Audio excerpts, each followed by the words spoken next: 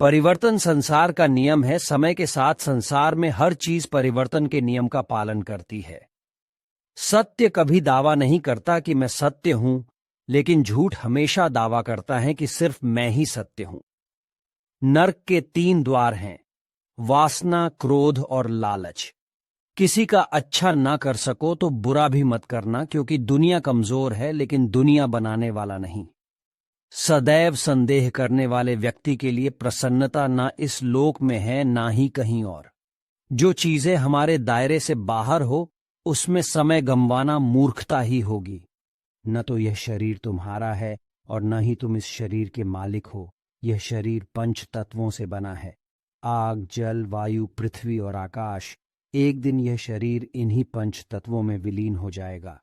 जिंदगी में हम कितने सही हैं और कितने गलत हैं, यह केवल 2 लोग जानते हैं, एक परमात्मा और दूसरी हमारी अंतरात्मा। परिवर्तन ही संसार का नियम है। एक पल में हम करोड़ों के मालिक हो जाते हैं और दूसरे पल ही हमें लगता है कि हमारे पास कुछ भी नहीं है।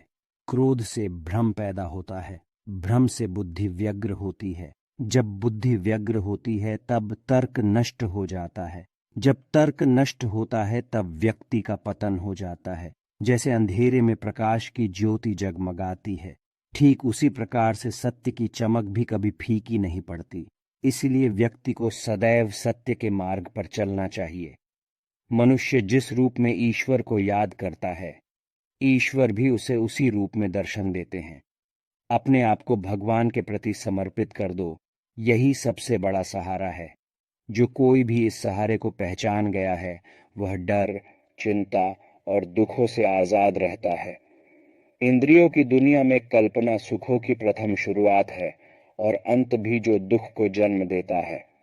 मन की गतिविधियों, होश, श्वास और भावनाओं के माध्यम से भगवान की शक्ति सदा तुम्हारे साथ है और लगातार तुम्हें बस एक साधन की तरह प्रयोग करके सभी कार्य कर रही है। बुद्धिमान को अपनी चेतना को एकजुट करना चाहिए और फल के लिए इच्छा छोड़ देनी चाहिए।